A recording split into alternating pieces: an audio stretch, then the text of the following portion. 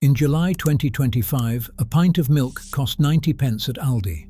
The British farmer who produced that milk received 44 pence for every litre it took to fill that bottle. There are approximately 568 millilitres in a pint. The farmer received roughly 25 pence for the milk inside a bottle Aldi sold for 90 pence. The farmer's cost of production was approximately 50 pence per litre. He lost money on every single pint. Aldi's pre-tax profits in the year to December 2023 were £536.7 million, up from £152.6 million the year before. This is the story of how that happened. In 1994, there were 30,000 dairy farms in Britain. Families who had milked the same land for generations, through 2 world wars, through rationing, through the foot and mouth crisis, through every economic shock the 20th century produced. They were still there in 1994. Today there are just over 7,000, a decline of 77% in 30 years. AHDB's April 2025 survey confirmed that 190 dairy farms closed in a single year between April 2024 and April 2025, a 2.6% contraction in 12 months. While those farms were closing, First Milk, one of Britain's largest dairy processors, reported that its operating profit climbed 22% to £20.5 million in the same period. The farms are disappearing. The money is not. How Aldi and Lidl arrived in Britain. Aldi opened its first British store in 1990. Lidl followed in 1994. For the first 15 years, they were a curiosity. Small, sparse, foreign, slightly embarrassing. British middle-class shoppers would not be seen in them. The Waitrose shopper did not cross to the other side of the retail park. The Marks and Spencer customer did not carry an Aldi bag.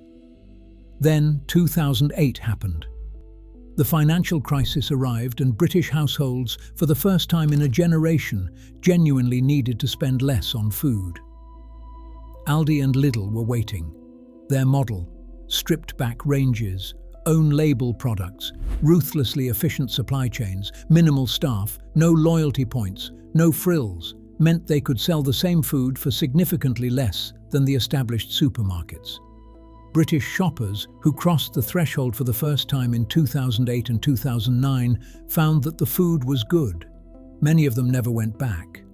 By 2010, Aldi and Lidl together held less than 6% of the British grocery market. By 2025, they held almost 19%.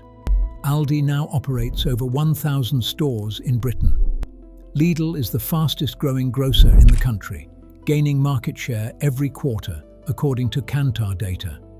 Together, they have fundamentally reshaped what British people spend on food and what they expect to pay for it. The milk problem. Milk is the most powerful weapon in a discounter's arsenal. Every British family buys it. Every British family knows what it costs. The price of a pint of milk is one of the few grocery prices that most British adults can recall without checking. It is a price signal, a shorthand for whether a shop is cheap or expensive, in a way that the price of a jar of pasta sauce or a bag of flour is not. Both Aldi and Lidl understood this from the beginning of their British operations. Milk was priced to draw customers in, not to generate margin. The retail term for this is a loss leader, a product deliberately priced at or near cost, sometimes below it, in order to trigger a customer visit that generates profit across the rest of the basket. A 200-cow British dairy farm loses approximately £10,000 every month when the price it receives for its milk sits 8 to 10 pence per litre below its cost of production. According to AHDB data, that describes most British dairy operations for significant stretches of the period between 2014 and 2025. The farm gate milk price, the amount the farmer actually receives, peaked at 51 points cost of production. The entire British grocery market has been locked in a structural squeeze on dairy farmers since milk price controls were abolished in 1994, the same year the farm number decline began. Before 1994, the Milk Marketing Board set minimum prices that protected producers. When it was abolished, the market was left to negotiate prices freely, which in practice meant that the processors and retailers with the greatest buying power set the terms. Tesco and Sainsbury's have both developed formal farmer protection schemes in response to the crisis. Tesco's Sustainable Dairy Group provides an independently set price that does not fluctuate with retail price changes. Sainsbury's cost of production model offers similar protection. Both chains have confirmed publicly that cuts to the shelf price of milk do not automatically reduce what they pay their farmers. Aldi and Lidl have made no equivalent public commitment to a farmgate price floor for their dairy suppliers. Their model, based on own-label products sourced through direct supplier contracts that prioritize price efficiency above all else, has no structural protection for the farmer at the base of the chain. When Aldi drops the retail price of milk, the pressure to reduce the farmgate price flows directly through the processor to the farm. The scale of what is being lost. A British dairy farm is not a simple business. The average British dairy herd is now approximately 165 cows. Each cow requires daily milking, daily feeding, regular veterinary attention and housing. The infrastructure required, the parlour, the bulk tanks, the slurry management systems, the feeding equipment, represents an investment of hundreds of thousands of pounds built up over generations. When a British dairy farm closes, it does not simply stop producing milk. It removes from the landscape a land management system, a community employer, and a food production asset that took a family decades to build and cannot be replaced once it is gone. AHDB projects that the number of viable British dairy farms will decline below 5,500 by 2030. From 30,000 in 1994 to 5,500 by 2030. An 82% reduction in 36 years. The farms that survive will be the largest and most efficient operations, industrial-scale dairy units of 500 cows or more, operated on thin margins by a small number of very large producers. The family farm that your grandmother bought milk from, where she knew the farmer's name and the dog's name and what field the cows grazed in, is already almost entirely gone. The counter-argument Aldi and Lidl would make it would be dishonest not to present the other side of this argument as it actually exists, rather than as a straw man to knock down. Aldi's position is that it sources over 75% of its fresh products, including dairy, from British farms, and that its growth has created demand for British agricultural produce that benefits the farming sector overall. The argument is that without Aldi and Lidl's buying volume, some British farm output would simply have no market at all, and that a guaranteed volume contract at a lower price is better for a farmer than no contract at any price. There is genuine economic logic in this position. It is not wrong to say that Aldi and Lidl's combined nearly 19% market share represents a significant guaranteed market for British agricultural suppliers. Volume certainty has real value to a farm managing cash flow across seasons.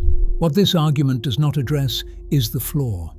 There is a price below which a British dairy farm cannot survive, regardless of volume.